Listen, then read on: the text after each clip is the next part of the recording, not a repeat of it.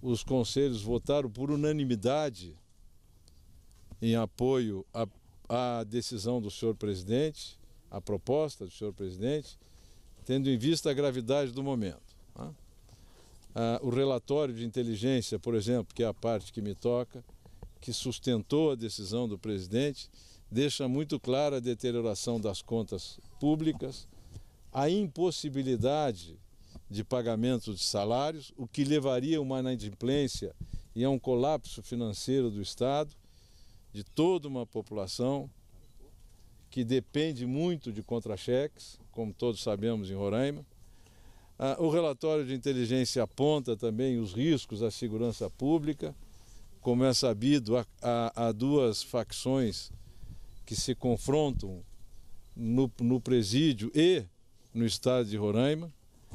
Apontamos também a importância de que o Estado siga dando suporte à Operação Acolhida dos nossos irmãos venezuelanos, que continuam deixando o país. Não houve acréscimo no volume de pessoas que entram, está estabilizado, mas continuam entrando.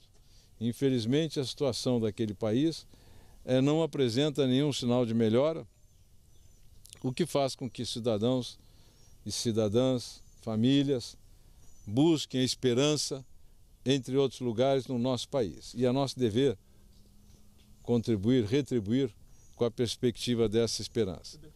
Então essas são as providências de agora. O presidente assinará o decreto na segunda-feira para publicação no Diário Oficial. Provavelmente, a Secretaria de Assuntos Jurídicos da Casa Civil publicará, ou dará publicidade, melhor dizendo, ao texto que será assinado na segunda-feira para que entre em vigor. O presidente confirmou o governador eleito como interventor, então neste momento e até o dia 31 de dezembro, enquanto durar a intervenção, ele é um interventor que responde direto ao senhor presidente da República, a quem fica subordinado.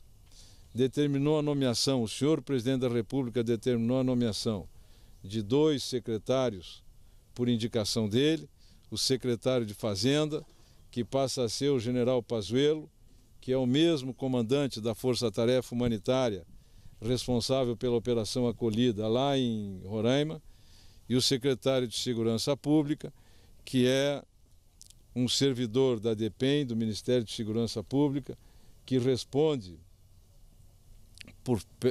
por efeito de um convênio, cuida hoje da questão penitenciária e dos centros socioeducativos para menores lá. Senhor ministro Jungmann, senhor Paulo Costa.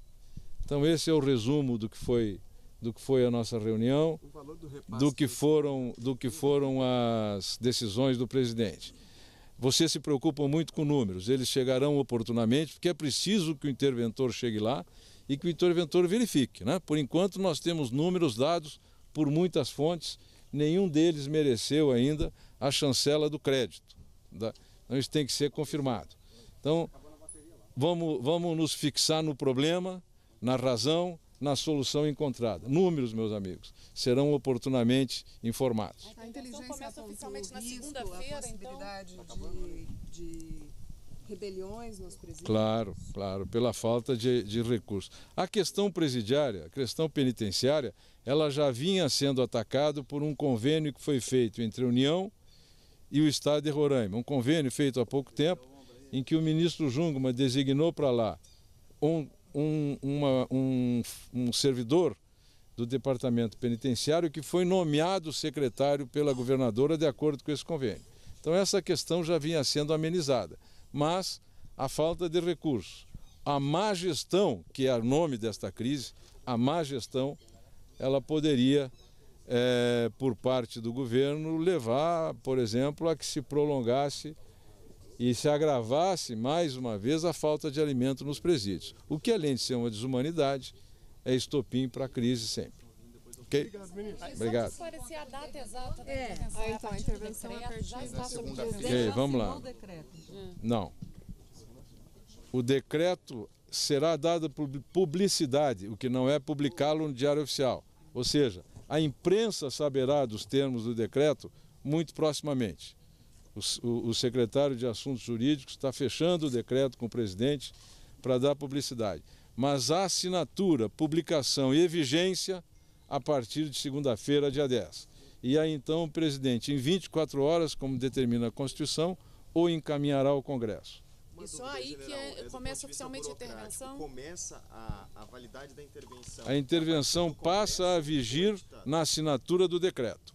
Ela pode ser suspensa, teoricamente, se o Congresso, quando apreciá-la, julgá-la inadequada, não aprová-la. E se o Congresso não apreciar em 24 horas, ela continua valendo? Não, o presidente é que tem 24 horas para enviar. O Congresso tem o prazo que ele quiser para apreciá-la. Enquanto o Congresso não... Exatamente. Ministro, só mudando um pouco de assunto, os caminhoneiros estão ameaçando fazer paralisação, vocês têm informação disso? Olha, vamos tratar de Roraima, uma agonia, cada dia com a sua agonia. A agonia de hoje é Roraima. Obrigado. Terça-feira o presidente se encontra com o interventor? Terça-feira o presidente se encontra com o interventor e com os 2 secretários que ele determinou que fossem nomeados. E a governadora Sueli Campos não participou dessa reunião dos conselheiros, né? Não, ela não é membro do conselho. Ela esteve antes, o presidente conversou muito, ela cooperou, entendeu que era a solução, a única que sobrou. A tarde de ontem foi gasta toda ela em reuniões com a área econômica, com a área jurídica, para tentar viabilizar uma solução menos traumática. Mas a Constituição, a lei da responsabilidade fiscal não permitem e o presidente teve que tomar essa decisão, que é grave, mas mais uma vez é preciso reconhecer, o presidente teve a coragem de determiná-la. Afastada. A partir da assinatura do decreto, a partir de segunda-feira. Resumindo as providências com a intervenção, portanto, além das indicações que são feitas, que providências a intervenção permite? O interventor tem todos os poderes de governador de estado, exceto aqueles que se choquem com a legislação federal.